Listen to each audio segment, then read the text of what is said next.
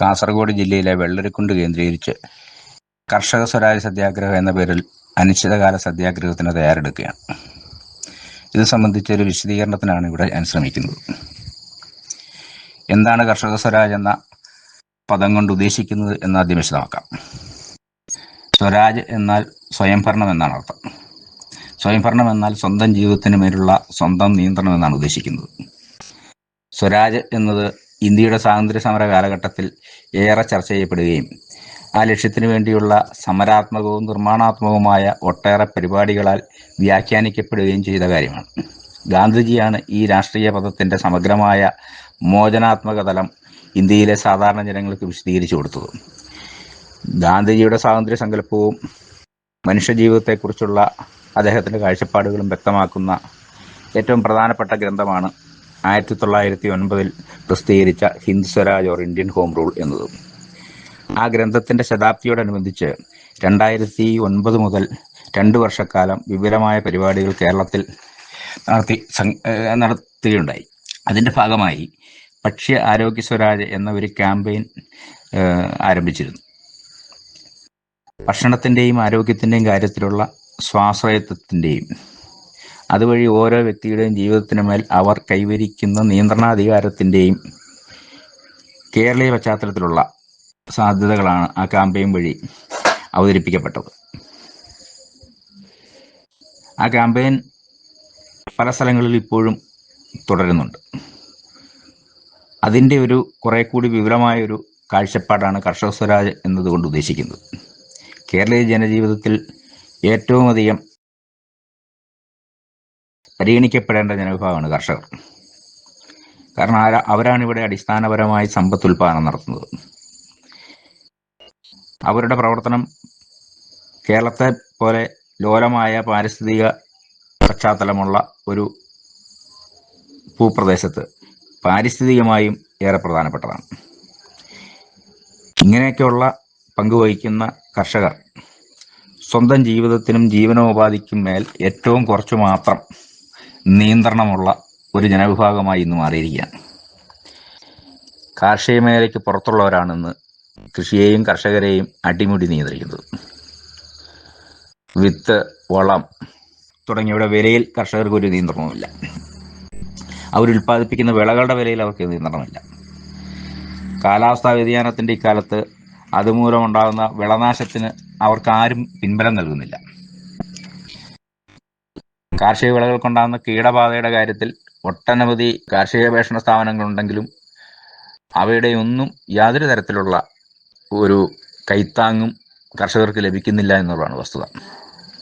ഇന്നിപ്പോൾ സ്വന്തം കൃഷിയിടത്തിൽ വന്യജീവികളിൽ നിന്നുമുള്ള ആക്രമണ ഭീഷണി ഇല്ലാതെ കൃഷിപ്പണികൾ ഏൽക്കാൻ പോലും ആവാത്ത വിധത്തിൽ കർഷകർ നിരാലംബരും നിസ്സഹായരുമായിരിക്കുകയാണ്.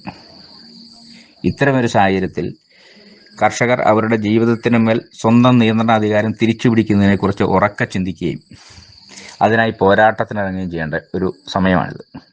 ആ നിലയ്ക്കുള്ളൊരു കാഴ്ചപ്പാട് ഉയർത്തിപ്പിടിച്ചുകൊണ്ട് ആണ് കർഷകൻ്റെ ആത്മവിശ്വാസം ഉണർത്തിക്കൊണ്ടുവരാൻ വേണ്ടി കൂടി ഒരു സത്യാഗ്രഹത്തിന് ശ്രമിക്കുന്നത്. അത്തരത്തിലുള്ളൊരു സത്യാഗ്രഹത്തിന് കർഷക സ്വരാജ് സത്യാഗ്രഹം എന്നല്ലാതെ വേറെ ഏത് പേരാണ് അനുയോജ്യമാവുക എന്നാണ് ഞങ്ങൾ ആലോചിച്ചത്. കർഷക സ്വരാജ് സത്യാഗ്രഹം പ്രഖ്യാപിക്കപ്പെട്ടതിന് ശേഷം പല പ്രവർത്തനങ്ങളും ഇവിടെ നടക്കുന്നുണ്ട്. അതിലേറ്റവും പ്രധാനപ്പെട്ട ഒന്ന്, കഴിഞ്ഞ ദിവസം ഒരു സംഘം കർഷകർ സംഘടിതമായി മുഖ്യമന്ത്രിക്ക് ഈ സത്യാഗ്രഹം ഉന്നയിക്കുന്ന ആവശ്യങ്ങൾ ഉന്നയിച്ചുകൊണ്ടുള്ള നിവേദനം അയക്കുകയുണ്ടായി. അതിൻ്റെ കോപ്പി എല്ലാ MLA-മാർക്കും രാഷ്ട്രീയ കക്ഷികൾക്കും പൊതുസമൂഹത്തിൽ ഇടപെടുന്ന എല്ലാ ആളുകൾക്കും വൈകാതെ എത്തിക്കുന്നതാണ്. പ്രധാനമായ 6 ആവശ്യങ്ങളാണ് ഞങ്ങൾ നിവേദനത്തിൽ ഉന്നയിച്ചിട്ടുള്ളത്. അതിൽ പ്രധാനവുമായ ആവശ്യം കാർഷിക മേഖലയിൽ വന്യജീവികൾ ഉയർത്തുന്ന ഭീഷണിക്ക് ശാശ്വത പരിഹാരം കാണുക എന്നതാണ്. കർഷകരുടെയും അവരുടെ വളർത്തുമൃഗങ്ങളുടെയും ജീവന് വലിയ ഭീഷണി ഉയർത്തിക്കൊണ്ടാണ് കേരളത്തിൻ്റെ മലയോളം മേഖലകളിലെയും ഇടനാട്ടിലേക്കും കൃഷിയിടങ്ങളിൽ വന്യമൃഗങ്ങളുടെ സാന്നിധ്യം ഇന്ന് വർദ്ധിച്ചു വരുന്നത്. നാൾക്ക് നാൾ ഈ പ്രശ്നം രൂക്ഷമായി വരികയാണ്. കോടിക്കണക്കിന് രൂപയുടെ വിളനാശമാണ് കാർഷിക മേഖലയിൽ ഓരോ വർഷവും സംഭവിച്ചുകൊണ്ടിരിക്കുന്നത്. എത്രയോ മനുഷ്യജീവനുകളാണ് പൊലിഞ്ഞിരിക്കുന്നത്. ആയിരക്കണക്കിന് ആളുകളാണ് ആ, ആ, വന്യമൃഗങ്ങളുടെ ആക്രമണങ്ങളുടെ മൂലം പരിക്കേറ്റിട്ടുള്ളൂ, ഗുരുതരമായി പരിക്കേറ്റിട്ടുള്ളൂ. എത്രയോ വളർത്തുമൃഗങ്ങളുടെ ജീവൻ നഷ്ടപ്പെട്ടിരിക്കുന്നു. ഇങ്ങനെ രൂക്ഷമായി ഒരു പ്രശ്നം നമ്മുടെ സമൂഹത്തിൽ നിലനിൽക്കുമ്പോൾ സർക്കാരും ഈ വിഷയത്തിൽ നേരിട്ട് ബന്ധപ്പെട്ട ഡിപ്പാർട്ട്മെന്റായ വനം വകുപ്പും തികഞ്ഞ നിരുത്തരവാദപരമായ ഒരു നിലപാടാണ് സ്വീകരിക്കുന്നതെന്ന് എന്ന കാര്യത്തിൽ ആർക്കും സംശയമില്ല. അത് വളരെ പ്രകടമാണ്. വനം വകുപ്പിന്റെ നിസ്സംഗതയും ഇക്കാര്യത്തിലുള്ള ഒരു നിരുത്തരവാദപരമായ സമീപനവും വളരെ പ്രകടമാണ്. വന്യമൃഗാക്രമണങ്ങളിൽ ആളുകൾ കൊല്ലപ്പെടുമ്പോൾ മാത്രം ചില താൽക്കാലിക ആശ്വാസ നടപടികളുമായിട്ട് വരും. അങ്ങനെ ജനരോഷത്തെ തണുപ്പിക്കാൻ ശ്രമിക്കും. ഇതിനപ്പുറം ഈ പ്രശ്നത്തിന് ശാശ്വത പരിഹാരത്തെക്കുറിച്ച് ചിന്തിച്ചുകൊണ്ടുള്ള ഒരു നടപടിയും സർക്കാരിന്റെ ഭാഗത്തുനിന്ന് ഉണ്ടാകുന്നതായി മനസ്സിലാവുന്നില്ല. ഈ സത്യാഗ്രഹത്തിലൂടെ ഞങ്ങൾ ഈ പ്രശ്നത്തെക്കുറിച്ച് വളരെ സമഗ്രമായ ഒരു കാഴ്ചപ്പാട് സർക്കാരിന്റെ മുന്നിൽ വെക്കുകയാണ്. അത് ഈ പ്രശ്നബാധിത കേരളത്തിൽ ഈ പ്രശ്നം ബാധിച്ചിട്ടുള്ള മേഖലകളിൽ നേരിട്ട് പോയി കാര്യങ്ങൾ മനസ്സിലാക്കിയതിന്റെ അടിസ്ഥാനത്തിലും ഇതുമായി ബന്ധപ്പെട്ടിട്ടുള്ള രേഖകൾ പരിശോധിച്ചും ഒക്കെ തയ്യാറാക്കിയ ഒരു റിപ്പോർട്ടാണ് ഞങ്ങൾ നിവേദനത്തിന്റെ ഭാഗമായി സർക്കാരിന് നൽകിയിട്ടുള്ളത്. ആ നിവേദനത്തിൽ പ്രശ്നപരിഹാരത്തിനായി എന്തൊക്കെ നടപടികളാണ് എടുക്കേണ്ടത് എന്നതിനെ സംബന്ധിച്ചും ഞങ്ങൾ വളരെ വ്യക്തതയോടെ അക്കമിട്ട് നിരത്തുന്നുണ്ട്. അടിയന്തരമായി ചെയ്യേണ്ട 14 കാര്യങ്ങളുണ്ട്. അതിൽ ദീർഘകാലാടിസ്ഥാനത്തിൽ നടപ്പിലാക്കേണ്ട 12 കാര്യങ്ങളും ഞങ്ങളുടെ നിവേദനത്തിൽ ചൂണ്ടിക്കാണിച്ചിട്ടുണ്ട്. ഈ ഒരു കാര്യവും കേരള സർക്കാരിനെ സംബന്ധിച്ചിടത്തോളം അസാധ്യമായ കാര്യങ്ങളല്ല. കേരള സർക്കാരിന് ഇക്കാര്യത്തിൽ കർഷകർക്ക് അനുകൂലമായ ഈ പ്രശ്നപരിഹാരത്തിന് വേണ്ടിയുള്ള നടപടികൾ എടുക്കണമെന്ന് ആത്മാർത്ഥതയുണ്ടെങ്കിൽ ചെയ്യാവുന്ന പ്രായോഗിക കാര്യങ്ങൾ മാത്രമാണ് ഞങ്ങൾ ആവശ്യപ്പെട്ടിരിക്കുന്നത് എന്ന് ഞങ്ങൾക്ക് ഉറപ്പുണ്ട്. ഞങ്ങൾക്കൊന്നും ചെയ്യാനില്ല എന്ന് പറഞ്ഞ് കൈകഴുകുന്ന വനം മന്ത്രിയുടെ നിലപാടിന് ഉള്ള മറുപടി കൂടിയാണ് ഞങ്ങൾ നൽകിയിട്ടുള്ള നിവേദനം. ഈ ഒരു പ്രശ്നത്തിന് പുറമെ കർഷക സ്വരാജ് സത്യാഗ്രഹം മുന്നോട്ട് വയ്ക്കുന്ന രണ്ടാമത്തെ ആവശ്യം റബ്ബർ കൃഷി മേഖലയുമായി ബന്ധപ്പെട്ട് ഉള്ള ഒരു കാര്യമാണ്. കഴിഞ്ഞ 25 വർഷത്തിനിടയിൽ കേരളത്തിൻ്റെ കാർഷിക രംഗത്ത് സർക്കാർ നടപ്പിലാക്കിയിട്ടുള്ള പദ്ധതികൾ പരിശോധിച്ചാൽ അതിലേറ്റവും കർഷകന് ഗുണം കിട്ടിയിട്ടുള്ള, പ്രയോജനപ്പെട്ടിട്ടുള്ള ഒരു പദ്ധതിയാണ് റബ്ബർ ഉൽപാദക ഉത്തേജക പദ്ധതി. ഉദ്യോഗസ്ഥ സംവിധാനങ്ങളുടെ നൂലാമാലകളൊന്നുമില്ലാതെ റബ്ബർ കർഷകരുടെ പ്രാദേശികമായ കൂട്ടായ്മകളായ റബ്ബർ ഉൽപാദക സംഘങ്ങളും റബ്ബർ ബോർഡും മാത്രം ബന്ധപ്പെടുന്ന ഒരു പദ്ധതിയാണിത്. അതാണ് ഇതിന് കർഷകനെ സംബന്ധിച്ചിടത്തോളം ഏറ്റവും വലിയ സൗകര്യവും.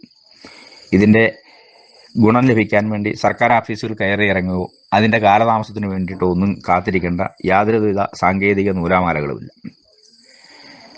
ഈ പദ്ധതിയിൽ സർക്കാർ കാലാകാലങ്ങളിൽ നിശ്ചയിക്കുന്ന ഒരു അടിസ്ഥാന വിലയുണ്ട്. ആ വിലയിലും കുറവാണ് മാർക്കറ്റിലെ റബ്ബറിൻ്റെ വിലയെങ്കിൽ ആ കുറവ് വരുന്ന തുക നേരിട്ട് കർഷകൻ്റെ ബാങ്ക് അക്കൗണ്ടിൽ വരുന്ന ഒരു പദ്ധതിയാണിത്. പക്ഷേ ഈ പദ്ധതി വിജയിക്കണമെങ്കിൽ, പദ്ധതി അർത്ഥപൂർണമാകണമെന്നുണ്ടെങ്കിൽ കാലാകാലങ്ങളിൽ ഈ സർക്കാർ നിശ്ചയിക്കുന്ന അടിസ്ഥാന വില ഉൽപാദന ചെലവുകളെ അടിസ്ഥാനപ്പെടുത്തിക്കൊണ്ട് പുതുക്കിക്കൊണ്ടിരിക്കണം. അങ്ങനെ ഉള്ള പുതുക്കൽ സമയാസമയങ്ങളിൽ നടക്കുന്നില്ല എന്നതാണ് ഇപ്പോഴത്തെ പ്രശ്നം. നല്ല പദ്ധതിയാണ്, പക്ഷേ പദ്ധതിയുടെ ഗുണം കിട്ടണമെന്നുണ്ടെങ്കിൽ ആ ഒരു അടിസ്ഥാന വിലയിലെ പുതുക്കൽ ഉണ്ടാവണം. ഇപ്പോൾ ഇതിന് ഈ റബ്ബറിന് നിശ്ചയിച്ചിരിക്കുന്ന അടിസ്ഥാന വില 1 കിലോയ്ക്ക് 180 രൂപയാണ്. ഇന്നത്തെ ഉൽപാദന ചെലവ് പരിഗണിക്കുമ്പോൾ അത് തികച്ചും അപര്യാപ്തമാണ്. എത്രയോ തോട്ടങ്ങളാണ് റബ്ബർ ടാപ്പിംഗ് ഇല്ല, ഇത് നഷ്ടമായതുകൊണ്ട് ടാപ്പിംഗ് നടത്താതെ ഇരിക്കുന്നത്. അപ്പോൾ ഈ ഒരു വിഷയത്തിന് പരിഹാരം എന്നുള്ളത് ഈ അടിസ്ഥാന വില വർദ്ധിപ്പിക്കുക കൊണ്ട് ഗവൺമെൻറ് തീരുമാനമെടുക്കാനാണ്. ഇപ്പോൾ ഭരണം നടത്തുന്ന ഇടതുമുന്നണി അവരുടെ പ്രകടന പത്രികയിൽ വാഗ്ദാനം ചെയ്തിരുന്നത് കിലോയ്ക്ക് 250 രൂപ ഈ അടിസ്ഥാന വിലയായി നിശ്ചയിക്കുമെന്നാണ്. ആ വാഗ്ദാനം നടപ്പിലാക്കണമെന്നുള്ളതാണ് കർഷക സ്വരാജ് സത്യാഗ്രഹം മുന്നോട്ട് വയ്ക്കുന്ന രണ്ടാമത്തെ ആവശ്യം. മൂന്നാമത്തെ ആവശ്യം, ഈ റബ്ബർ ഉൽപാദക ഉത്തേജക പദ്ധതിക്ക് സമാനമായ പദ്ധതി ഈ നാളികേരത്തിൻ്റെ കാര്യത്തിൽ നടപ്പിലാക്കുക എന്നുള്ളതാണ്. ഇപ്പം നാളികേരത്തിന് ന്യായവിലയിൽ കിട്ടുന്നുണ്ട്. അത് കുറച്ച് നാളെ ആയിട്ടുള്ളൂ. അത് ഈ കാലാവസ്ഥാ മാറ്റവും വന്യജീവികളുടെ പ്രത്യേകിച്ചും കുരങ്ങ് തെങ്ങിൽ കയറി നാളികേരം നശിപ്പിക്കുന്നത് മൂലം, കരിക്കിൻ്റെ പ്രായമാകുമ്പോൾ നശിപ്പിക്കുന്നത് മൂലം ഉണ്ടായ വലിയ ഉൽപാദന നഷ്ടമുണ്ട്. അതാവാം ഒരുപക്ഷെ ഇപ്പോൾ ലഭിക്കുന്ന ഒരു ന്യായമായ വിലയുടെ അടിസ്ഥാനം. പക്ഷേ ഇത് ഏത് സമയത്തും വീണ്ടും വിലയിടിവ് സംഭവിക്കാം എന്നുള്ളതാണ് അനുഭവം. അപ്പം നാളികേരത്തിന് വിലയിടിയുമ്പോൾ എപ്പോഴും സർക്കാർ ചെയ്യുന്നത് നാളികേരം സംഭരിക്കുന്ന പദ്ധതി പ്രഖ്യാപിക്കുകയാണ്. നാളികേര സംഭരണമാണെന്നുണ്ടെങ്കിൽ കർഷകനെ സംബന്ധിച്ചിടത്തോളം പരാതികൾ മാത്രമുള്ളൊരു പദ്ധതിയാണ്. അതിൻ്റെ പ്രധാന പ്രശ്നം ദൂരെയുള്ള സംഭരണ കേന്ദ്രങ്ങളിൽ മുൻകൂട്ടി നിശ്ചയിക്കുന്ന സമയത്ത് ടോക്കൺ എടുത്ത് അല്ലെങ്കിൽ അതിനുള്ളൊരു ഊഴം കിട്ടുന്നതനുസരിച്ച് അവിടെ പോയി നാളികേരം സംഭരണ കേന്ദ്രത്തിൽ നൽകണം എന്നുള്ളതാണ്. അങ്ങനെ നൽകിയാൽ തന്നെ ഉടനെ വില കിട്ടില്ല. ആ സംഭരണ വില കിട്ടാനായിട്ട് വീണ്ടും മാസങ്ങൾ കാത്തിരിക്കേണ്ടി വരുന്നുണ്ട്. അപ്പോൾ ഇതിനേക്കാളൊക്കെ മെച്ചം, ഈ സാഹചര്യത്തിൽ മെച്ചം റബ്ബറിൻ്റെ കാര്യത്തിൽ എന്നതുപോലെ റബ്ബർ ഉൽപ്പാദക ഉത്തേജക പദ്ധതിക്ക് സമാനമായൊരു പദ്ധതി നാളികേരത്തിൻ്റെ കാര്യത്തിൽ നടപ്പിലാക്കുക എന്നുള്ളതാണ്. അങ്ങനെയാണെങ്കിൽ മാർക്കറ്റ് വില അപ്പോൾ കർഷകന് ലഭിക്കും. ഈ അധികമായി സർക്കാർ പ്രഖ്യാപിക്കുന്ന വില പിന്നീടാണെങ്കിലും കിട്ടുമല്ലോ. നാളികേര ഉൽപ്പാദക സംഘങ്ങൾ എന്ന നിലയിൽ റബ്ബർ ഉൽപ്പാദക സംഘങ്ങൾ പോലെ തന്നെ നാളികേര വികസന ബോർഡുമായി ബന്ധപ്പെട്ടിട്ടുള്ള കർഷകരുടെ പ്രാദേശിക കൂട്ടായ്മകൾ കേരളത്തിലെമ്പാടുമുണ്ട്. അവയെ പ്രയോജനപ്പെടുത്തിക്കൊണ്ട് റബ്ബർ ഉൽപ്പാദക ഉത്തേജക പദ്ധതിക്ക് സമാനമായി ഈ പദ്ധതി എളുപ്പത്തിൽ നടപ്പിലാക്കാവുന്നതേ ഉള്ളൂ. അപ്പോൾ അത്തരത്തിലുള്ളൊരു പദ്ധതി പ്രഖ്യാപിച്ചുകൊണ്ട് നാളികേര കർഷകർക്ക് പിൻബലം നൽകണമെന്നുള്ളതാണ് ഈ സത്യാഗ്രഹം ഉന്നയിക്കുന്ന മൂന്നാമത്തെ ആവശ്യം. നാലാമത്തെ ആവശ്യം നെൽകൃഷിയുമായി ബന്ധപ്പെട്ടതാണ്. കേരളത്തിലെ ഏറ്റവും നഷ്ടസാധ്യതയുള്ള കൃഷിയിലൊന്ന് ഏതാണെന്ന് ചോദിച്ചാൽ അത് നെൽകൃഷിയാണ്. ഏറ്റവും റിസ്ക്കുള്ള കൃഷി. ആ കാർഷിക മേഖലയിൽ പ്രവർത്തിക്കുന്ന ആളുകൾ ഉൽപ്പാദിപ്പിക്കുന്നതെന്ന് പറയുന്നത് മലയാളിയുടെ മുഖ്യ ഭക്ഷണമാണ്. ആ മലയാളിയുടെ മുഖ്യ ഭക്ഷണം ഉൽപ്പാദിപ്പിക്കുന്നു എന്ന് മാത്രമല്ല, ആ നെൽവയലുകളുടെ സംരക്ഷണത്തിലൂടെ, അത് നെൽവയലായി തന്നെ നിലനിർത്തുന്നതിലൂടെ വലിയ ഒരു പാരിസ്ഥിതിക സേവനമാണ് കേരളീയ സമൂഹത്തിന് നെൽകർഷകർ നൽകുന്നത്. എന്നാൽ അവരാണ് ഏറ്റവും അധികം നഷ്ടസാധ്യതകളുടെ മുനമ്പിൽ നിൽക്കുന്ന കർഷക വിഭാഗം. ഈ കർഷക വിഭാഗത്തിന് പിൻബലം നൽകുക എന്നുള്ളത് മുഴുവൻ കേരളത്തിൻ്റെയും രാഷ്ട്രീയ ധാർമ്മിക ബാധ്യതയാണ്. എന്നാൽ അതുണ്ടാകുന്നില്ല. എല്ലാവർക്കും അരി ഏറ്റവും കുറഞ്ഞ വിലയ്ക്ക് കിട്ടണം എന്നുള്ള ആഗ്രഹം മാത്രമേ ഉള്ളൂ. അതിൻ്റെ ഒരു ചെറിയ പങ്കെങ്കിലും ഇവിടെ തന്നെ ഉൽപ്പാദിപ്പിക്കുന്ന കർഷകർ അവർ നേരിടുന്ന ദുരിതങ്ങളോട് യാതൊരു അനുഭവവും പുലർത്താനായിട്ട് ആരും ഇവിടെ ഇല്ല എന്നുള്ള വളരെ ഒരു ദുഃഖകരമായൊരു സാഹചര്യമുണ്ട്. ശരിയാണ്, കേന്ദ്ര സർക്കാരും കേരള സർക്കാരും ചില ഇൻസെൻറ്റീവുകൾ ഇപ്പം നൽകിക്കൊണ്ടിരിക്കുന്നുണ്ട്. അവയെല്ലാം അപര്യാപ്തമാണ്. സമയത്ത് അതിൻ്റെ പണം കിട്ടാറില്ല. അതുണ്ടാക്കുന്ന പ്രശ്നങ്ങൾ നമ്മൾ പലപ്പോഴും വാർത്താമാധ്യമങ്ങളിലൂടെ കാണാറുണ്ട്. ഞങ്ങൾ ഈ സത്യാഗ്രഹത്തിൽ ഉന്നയിക്കുന്ന ഏറ്റവും പ്രധാനപ്പെട്ട കാര്യം, ഇപ്പം നൽകിക്കൊണ്ടിരിക്കുന്ന ഇൻസെൻറ്റീവുകൾക്ക് പുറമെ നെൽകർഷകർക്ക് അവരുൽപ്പാദിപ്പിക്കുന്ന ഓരോ നെല്ലിനും 10 രൂപ വീതം പാരിസ്ഥിതിക വേതനം ആയി അവർക്ക് നൽകണമെന്നുള്ളതാണ്. പാരിസ്ഥിതിക വേതനം എന്നുള്ള വാക്ക് തന്നെ ഒരു പക്ഷേ പുതുമയുള്ളതായിരിക്കും. അവർ നിർവഹിക്കുന്ന പാരിസ്ഥിതിക ദൗത്യത്തിന് സമൂഹം നൽകുന്ന ഒരു വിലയായി, അല്ലെങ്കിൽ അതിന് നൽകുന്നൊരു വേതനമായി ഇത് പരിഗണിക്കപ്പെടേണ്ടതുണ്ട്. അത് രണ്ട് ഗുണമുണ്ട്. അവർക്ക് സാമ്പത്തികമായി അവരുടെ ദുരിതത്തിന് അത്രയും ആശ്വാസം കിട്ടും എന്നതിനപ്പുറത്ത് ഇവർ നിർവഹിക്കുന്ന പാരിസ്ഥിതിക ദൗത്യത്തെ സംബന്ധിച്ച് അവർക്കും പൊതുസമൂഹത്തിനും ഒരു ബോധ്യം നൽകാൻ കൂടി പാരിസ്ഥിതിക വേതനം എന്ന നിലയിൽ അവർ ഉൽപ്പാദിപ്പിക്കുന്ന ഓരോ കിലോ നെല്ലിനും 10 രൂപ നൽകുന്നത് സഹായകരമാകും. കർഷക സ്വരാജ്യ സത്യാഗ്രഹം ഉന്നയിക്കുന്ന അഞ്ചാമത്തെ ആവശ്യം, കേരളത്തിലെ കേരളത്തിലെ കാർഷിക ജനവിഭാഗങ്ങളിൽ നെൽകർഷകരെ പോലെ തന്നെ ഏറ്റവും ദുരിതമനുഭവിക്കുന്ന മറ്റൊരു വിഭാഗമുണ്ട്. അവരാരാണെന്ന് ചോദിച്ചാൽ ക്ഷീരകർഷകരാണ്. കാലിത്തീറ്റയുടെ വിലവർധനവ് പോലുള്ള വലിയ പ്രശ്നങ്ങളിലാണ് വരുന്നത്. ക്ഷീരകാർഷിക മേഖലയിൽ നിന്ന് ആളുകൾ വിട്ടുപോയിക്കൊണ്ടിരിക്കുകയാണ്. അത് കേരളത്തിൻ്റെ ആരോഗ്യരംഗത്തും മറ്റ് പല രംഗങ്ങളിലും വലിയ പ്രശ്നങ്ങൾക്ക് കാരണമാകുന്ന ഒരു കൊഴിഞ്ഞുപോക്കാണ്. ഇത് സർക്കാർ കണ്ണു തുറന്ന് കാണണം. ഇവരെ ഈ മേഖലയിൽ പ്രവർത്തിക്കുന്ന കർഷകരെ ആ മേഖലയിൽ നിലനിർത്തുന്നതിനും കൂടി സഹായകരമായ വിധത്തിൽ ഈ ക്ഷീരോത്പാദകർ പ്രാദേശിക ക്ഷീരോത്പാദക സംഘങ്ങളിൽ അളക്കുന്ന പാലിന് ലിറ്ററിന് 10 രൂപ ഇൻസെൻറ്റീവ് കൊടുക്കുന്ന പദ്ധതി അടിയന്തരമായി നടപ്പിലാക്കണം. കാരണം പാൽ വിലയിൽ വലിയ വർധനവ് വരുത്തിക്കൊണ്ട് ക്ഷീരകർഷകരുടെ വരുമാനം വർദ്ധിപ്പിക്കാൻ സാധ്യമല്ല. കാരണം അത് പാൽ വാങ്ങുന്ന ഉൽപ്പാദകരെ കൂടി ബാധിക്കുന്ന വിഷയമാണ്. അപ്പോൾ പിന്നെ ചെയ്യാവുന്ന കാര്യം എന്ന് പറയുന്നത് ഗവൺമെൻറ്റിൻ്റെ പണം ഈ രംഗത്തുള്ള ആളുകൾക്ക് ഡയറക്റ്റായിട്ട് കൊടുക്കുക എന്നുള്ളതാണ്.